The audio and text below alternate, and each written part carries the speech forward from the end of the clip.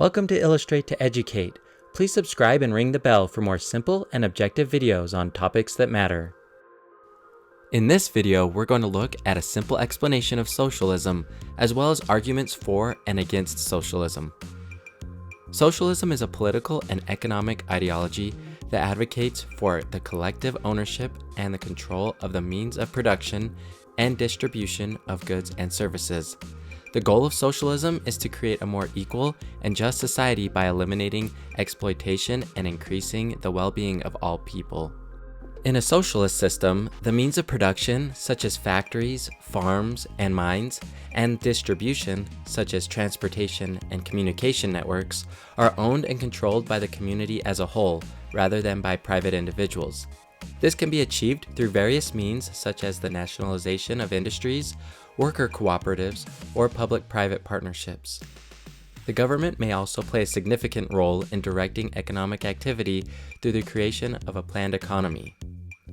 The distribution of wealth and resources in a socialist system is intended to be more equal than in a capitalist system, where private ownership of the means of production allows for the accumulation of wealth by a small minority. Socialism aims to reduce economic inequality through progressive taxation and the provision of public goods and services, such as healthcare, education, and housing. There are many different interpretations of socialism, and it has been implemented in various forms in countries around the world. Some of the most well-known examples of socialist systems include the Soviet Union, China, and Cuba. However, socialism has also been the subject of much debate and criticism, with some arguing for and against it. Those who argue for socialism say that it creates greater economic equality by distributing wealth and resources more evenly among members of society. This can be achieved through programs such as progressive taxation and the provision of public goods and services. Next, they argue that it creates collective ownership. In a socialist system, the means of production and distribution are owned and controlled by the community as a whole, rather than by private individuals.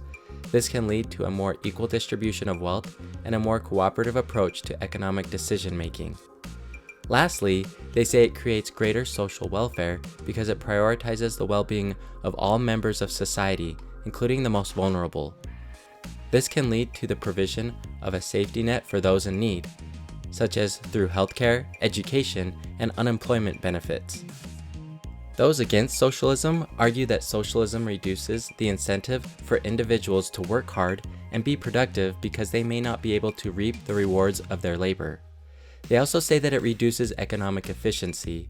A planned economy, as is often present in socialist systems, can be less efficient than a market-based economy because it may not be able to respond as quickly to changes in demand and supply.